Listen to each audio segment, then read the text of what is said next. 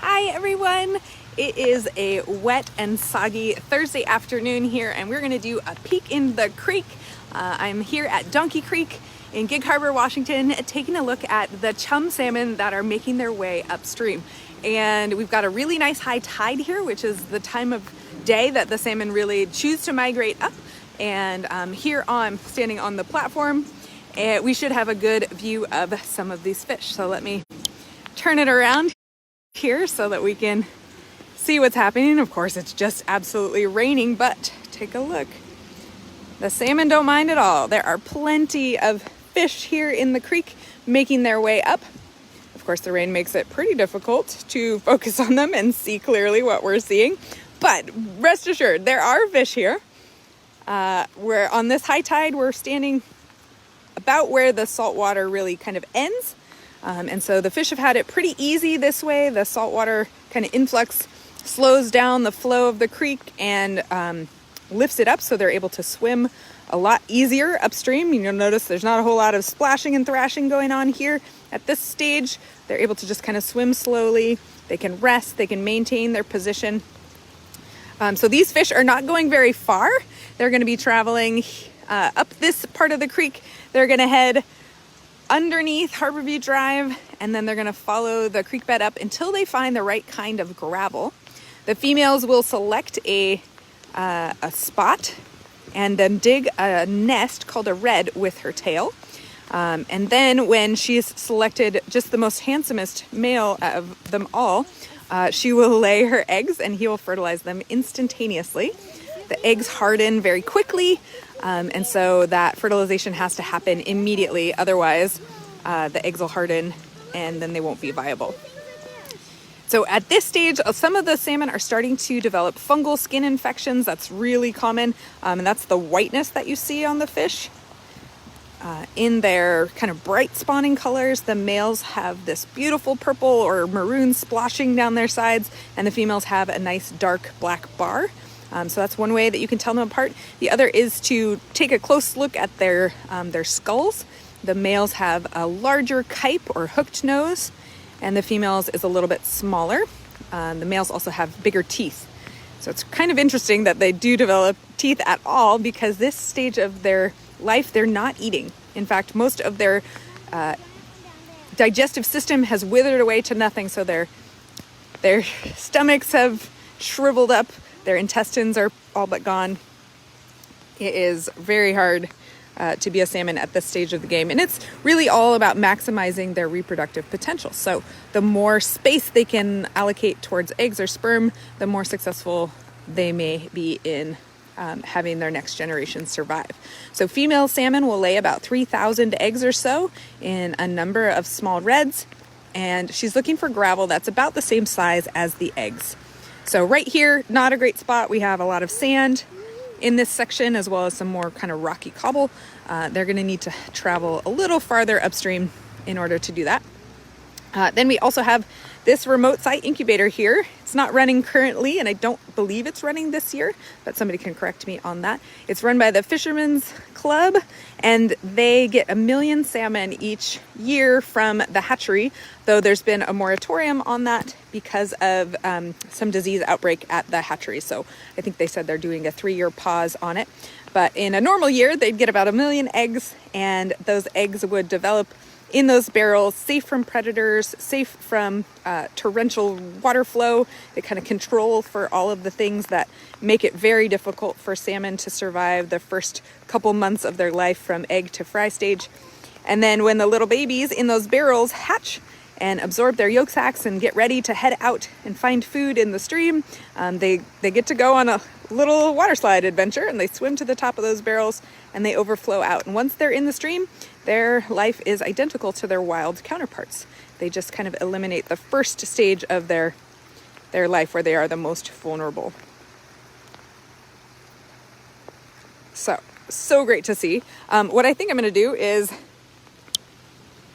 let's go investigate a little farther up the park. One, because I need to check on my children who are here with me because it's Veterans Day. So an important gratitude and thank you to those of our military who have served. We are grateful. All right, my kiddos are fine. Let's peek back here, creek side, and see if we can't see any fish. Ooh, I see some carcasses. A lot of people get very concerned when they see these fish bodies piling up. But this is a very important part of the salmon life cycle. These carcasses actually will help to enrich the creek environment. They're going to bring nutrients from the ocean back to the forest habitat, and that's going to help these trees that are here. The trees will use this like fertilizer. Other predators and scavengers will also consume them and spread those nutrients away from the creek side a bit. And then these huge trees that you can see, this one right here is, sorry, let me zoom out, is particularly large. This is a huge Douglas fir. This tree is as big as it is because of the nutrients brought by these fish. And then those trees in turn shade the creek. They help prevent erosion. They keep algae from growing and the water temperatures from rising. And it's this really great, beautiful circle of life. Don't worry, I won't sing for you. But I just wonder if these fish do they get disheartened by passing by carcasses? Or are they like, yes, it's almost my turn, you know? The drive to reproduce is so strong in these fish. So chum salmon are one of the shortest spawning species. They don't travel very far in the freshwater environment. Most chum salmon spawn within 5 miles of the saltwater. They also spend the least amount of time in the freshwater when they're babies. So these fish will make their way up, they'll lay their eggs, and they will then perish. The adults will die. The eggs will hatch right around New Year's, and they will migrate out probably by tax day, so mid-April or so. All the babies will be gone from the creek. So from April to November, there's no chum salmon in this stream, unlike a lot of other salmon species which keep their young in the freshwater for a year or two. They just need a couple months is all. They're trying to get out to the saltwater as quickly as they can because that's where all those big important marine nutrients are. So let me just there you guys are. Hey kiddos, you staying dry? Sort of. Is your little sister staying dry? Yeah, stick with the umbrella, kiddo. Let's do one more. We'll kind of pop over. This is kind of something I've noticed happens at this park all the time. We get November blooming rhododendrons. What are you doing? Rhodies? Why? I don't know, but it happens almost every year. Maybe it's just a species that blooms in the fall. I don't know. Look at these big, beautiful, hugely tall Douglas firs right here together. We got a great carpet of leaf litter here that's actually going to be staining the creek. And here's a good view of that raceway that's going to carry water from the stream. It's only running once they get the eggs, and so it doesn't actually take water from the stream when the salmon are swimming up it. So it's a pretty clever system. But if we look, oh yeah, here we go. Here's a few adult salmon kind of waiting here. This is resting behavior. They're kind of pausing to regain their strength. And then as they decide it's time to move up, you may see them give a big burst of energy, kind of a sprint for a moment. And then hopefully they find another pool or ripple section where they can relax. Some activity up here. I don't know if I can capture it. Maybe. We've got another salmon here. This one's in a little bit more faster flowing section, so you can see this one is kind of expending a lot more energy to stay in the same spot. And sometimes they will drop backwards and rest in a pool. So they lose ground a little bit sometimes if they can't find an appropriate resting spot. You can hear the water flowing from up above here. This is all the water from the watershed that flows straight down and enters the creek here. So all this rain that's happening all around us is ultimately feeding the creek. Let's do one more check-in a little farther up. See if we can see a few more little fish. Let's see. This is a good spot to view, but it can be a little treacherous, so I don't recommend it for real young kids. Much safer to be down by the platform because it's real easy to slip and fall on these steep slopes. Also, we want to prevent erosion along this creek side. So the fewer people who can go off trail, the better. But here's another nice look at a kind of small chum. The largest chum that I've ever seen in this creek are about as long as my arm. So pretty decently sized. Chum salmon is the second largest species of salmon after Chinook. Oh, so here we've got there's a pair right here. The female was doing a little bit of digging behavior. You can see the male on top is kind of jostling and sort of vibrating up against her, touching her fins, letting her know that he's right there, he's ready to go if she's ready. Although this isn't a great spot. I would hope to see them make it past at least the culvert before they actually spawn. Maybe she's just testing out how things are going. You can tell males and females apart, one by their coloration or two by their shape. Males tend to have a more hooked nose. Females tend to be more tapered in the front of their face. And then the females have a large dark black stripe along their side. It's like a perfect little rectangle. And males tend to be splotchier.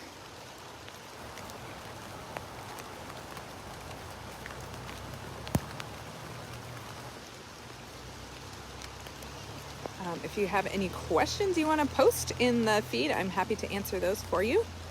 We just did a TikTok broadcast just right before this, and it's always interesting because the folks on TikTok are a much wider audience, so folks are tuning in from all over the place. We had people in Scotland watching, we had people on the East Coast and in the middle of the nation, and here on Facebook we tend to get people who are more local. So if you want to post where you're watching from, we love to know that. If you're local, then that gives you the opportunity to maybe attend one of our in-person salmon walks, which are starting on the 20th. You can check our Facebook events page or our website for more information on those, but we will be meeting here at Austin Estuary Park, which is down closer to the saltwater, and then we'll walk up the walking path and teach you everything you ever wanted to know about these amazing fish. And those tours are totally free, and they're in person for a change. We just ask that you bring your masks and are ready for the weather, because as you can see, looking at my coat here, it is wet, soaking wet here. And sometimes we get great weather, but more often than not, it's what we call salmon weather, which the only animals who are happy to be out in it are these cold-blooded fish with gills.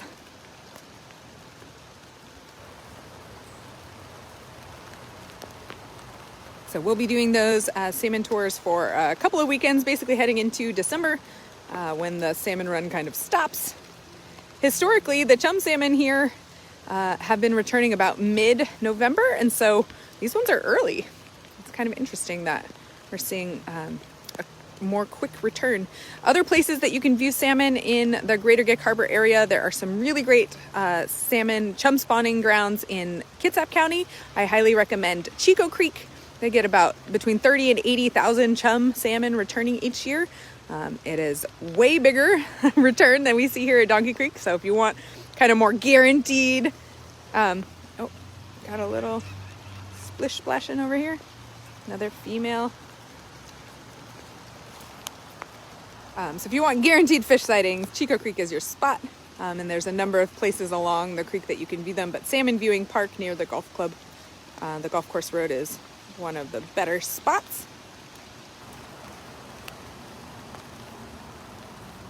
Yeah, I wish I was doing this broadcast yesterday because it was beautiful sunshine and there were so many fish in the creek.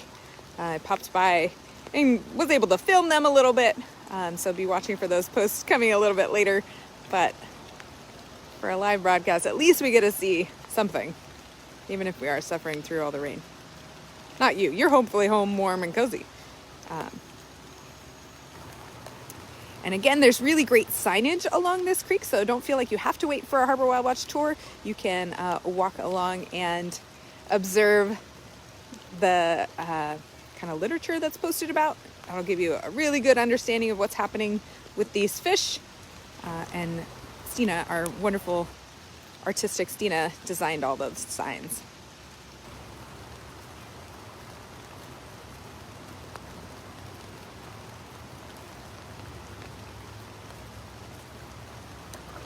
All right, friends. Well, I think I'm going to wrap up here and go dry off a little bit.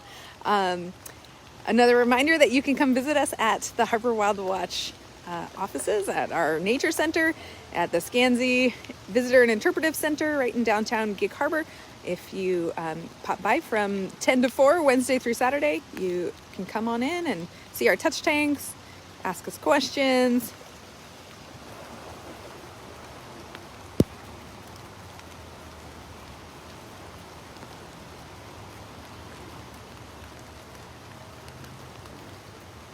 Sorry, I get really distracted when the fish start splashing, as if they're not doing exactly what they're doing now, but it's still exciting when they move fast. This is a beautiful female right here. And then this pair over here is again jostling and positioning. There's a lot of body language happening here.